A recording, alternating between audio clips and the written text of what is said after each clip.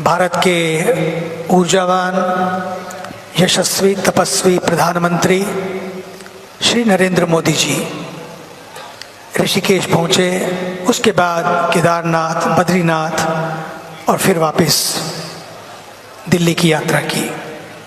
प्रातःकाल जब हम सवेरे मिल रहे थे उनसे ऋषिकेश में, तो मैंने देखा एक अद्भुत बात। जैसे वे उतरे, हवाई जहाज से उतरते उतरते उन्होंने सबसे पहले हिमालय को देखा, प्रणाम किया, हवाओं को देखा, उनको छुआ, और फिर किस तरह से जब धरती पर नीचे उतरे तो किस तरह से उनका भाव था किस मिट्टी को प्रणाम करने का।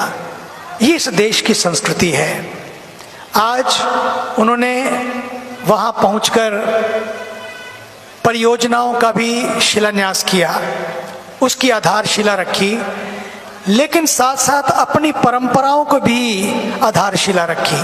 परियोजनाएं और परंपराएं दोनों साथ साथ चलें, ये हमारे देश के प्रधानमंत्री का हमेशा एक नजरिया रहा है। जो इकोनॉमी को भी साथ लेकर चलते हैं और इकोलॉजी को भी साथ लेकर चलते हैं, जो साइंस को भी साथ लेकर चलते हैं और स्पिरिचुअलिटी को भी साथ लेकर चलते हैं, जो देश में बड़े बड़े इंफ्रास्ट्रक्चर भी खड़े कर रहे हैं, लेकिन साथ साथ देश का इंफ्रास्ट्रक्चर, उनका दिल कैसा हो लोगों का, उसका भी ध्यान रखते हैं। देखिए, हमारे देश में अगर ये परियोजनाएं होंगी तो विकास होगा, लेकिन विकास का धर्म का विकास हो एक बात है, लेकिन विकास का धर्म हो ये उनकी ही दृष्टि है। जो प्रकृति, संस्कृति और साथ ही साथ संतति भी आने वाली हमारी बची रहे, उसके लिए भी आज देश में आप देख रहे हैं कि केरल से लेकर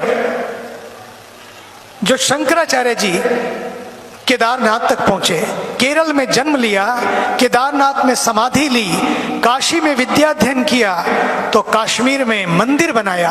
अब सोचिए, उत्तर, दक्षिण, पूर्व, पश्चिम, उन सब के बीच में किस तरह के सेतु बनाए। आज इन्हीं सेतुओं के निर्माण की आवश्यकता है, और सेतु तभी बनते हैं जब कोई अपना हेतु ना हो, अपना कोई एजेंडा ना हो, एजेंडा केवल देश हो। जब देश ही एजेंडा बनता है तो पक्का मानिए फिर दल की बात नहीं रहती, फिर दिल की बात रहती है और देश की बात रहती है। इसलिए मुझे तो लगता है कि भारत की आत्मा तीर्थों में बसती है, लेकिन मुझे तो लगने लगा है कि तीर्थों की आत्मा हमारे देश के राष्ट्र ऋषि श्री मोदी जी में बसती है। हमें इसको देखने की I can't believe it even, कि मुझे लगता है कि व्यक्ति दिवाली का दिन, छोटी दिवाली, देव दिवाली अपने घर में अपने परिवार के साथ मनाता है। और पता है आपको, आज वो यहाँ और कल वो अयोध्या में दिवाली मनाने जा रहे हैं, दीपोत्सव, दीप जलाने जा रहे हैं, जला रहे हैं। वो लाखों दिए जल रहे हैं। उस गरीब के घर में भी दिया जले, उस दिए की बात करते हैं। वो इस देश का अंतिम गांव, वहां तक भी पहुंचे, और इस देश की अंत्योदय नारी, उस राष्ट्रपति को भी उन्होंने वो सम्मान दिया। अंतिम गांव हो या अंत्योदय की यात्रा हो, दोनों में उन्होंने सेतु बनाए। मुझे लगता है हमारे देश के सैनिक जो हमारी रक्षा के लिए, हमारी सीमाओं की रक्षा के लिए, हमारी संस्कृति की रक्षा के लिए उस सियाचिन की ठंड में डटे हुए हैं, मोर्चे ले रहे हैं, अपने परिवारों की भी परवाह ना करते हुए, अपने जान की भी परवाह ना करते हुए, जो हम सब की रक्षा कर रहे हैं। उनका भी घर है, उनके घर में भी दिवाली होती है, लेकिन वो दिवाली हम छोड़कर सीमाओं की रक्षा कर रहे हैं। आप सोचिए, ये परिवार का मुखिया दिल्ली छोड़कर, राजधानी छोड़कर, अपने भवन को छोड़कर, उन सब के साथ जाकर, जवानों के साथ जाकर उस दिवाली को मनाने जा रहे हैं। आप सोचिए तो सही, सवेरे 5 बजे उठकर, 4 बजे उठे होंगे, 5 बजे निकले, 6 बजे, पौने 6 बजे एयरपोर्ट पहुंचे, 6 बजे फ्लाइट ली, पौने 7 यहाँ पहुंचे, 6:45 बजे यहां से निकले एक यात्री की तरह और फिर वहां पहुंच गए। क्यों?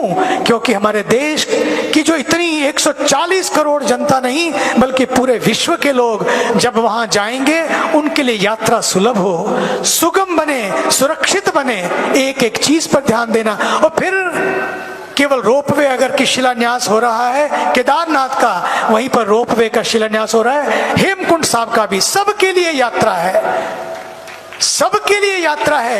ये जो संस्कार हैं, मैं समझता हूं ये हमारे देश का सौभाग्य। मैं बार बार कहना चाहता हूं, यूं तो हमने बहुत प्रधानमंत्री देखे हैं लेकिन आदरणीय मोदी जी तुम सा नहीं देखा।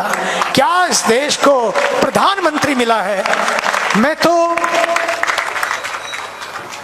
उनके बारे में सोचता हूं, मेरी आंखें ही नहीं बल्कि मेरे हृदय की पलकें भी गीली हो उठती हैं, क्योंकि मैंने बहुतों को देखा है, पूरे विश्व को देखा है। किसी भी देश में इस जैसा सम्मान किसी राष्ट्राध्यक्ष का नहीं हुआ जो हमारे देश के प्रधानमंत्री जी का होता है। बात गंगा की हो या बात गांव की हो या बात गरीब की हो या बात गंदगी की हो, उनकी आंखों में कोई भेदभाव नहीं है। सबको साथ लेकर चलते हैं, सबकी बात करते हैं। और उस मंत्र का, और क्यों नहीं हो, मैं तो चाहता हूं ये जो संस्कृति है, अगर संस्कृति नष्ट हो जाएगी हमारी आने वाली संतति भी कभी सुरक्षित नहीं रहेगी। संस्कृति सुरक्षित तो संतति सुरक्षित, कल्चर सुरक्षित, नेचर सुरक्षित तो फ्यूचर सुरक्षित। कल्चर, नेचर और फ्यूचर को साथ लेकर चलने वाला एक देश का प्रधानमंत्री, भगवान करे वो दिव्यायु हो, दीर्घायु हो। और ये दिवाली पर दिए जो जल रहे हैं, बल्कि केवल दिए बाहर नहीं बल्कि हम अपने दियों, उन दियों को अपने दिल के भीतर भी जलाएंगे तो आप देख सकेंगे आज उन लोगों को भी अपने चश्मे बदलने की जरूरत है जो केवल देश को दल की दृष्टि से देखते हैं। दल की दृष्टि से नहीं, देश की दृष्टि से देखेंगे।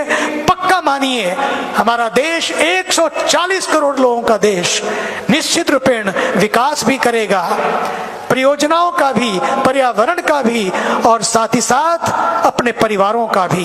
परिवार तभी बचते हैं जब संस्कार बचते हैं। आइए, संस्कारों के इस देश में संस्कार, सरकारें तो बहुत आई लेकिन ये संस्कारी सरकार है। उसके लिए मैं गंगा के पावन तट से आदरणीय अपने देश के प्रधानमंत्री जी का अभिनंदन करता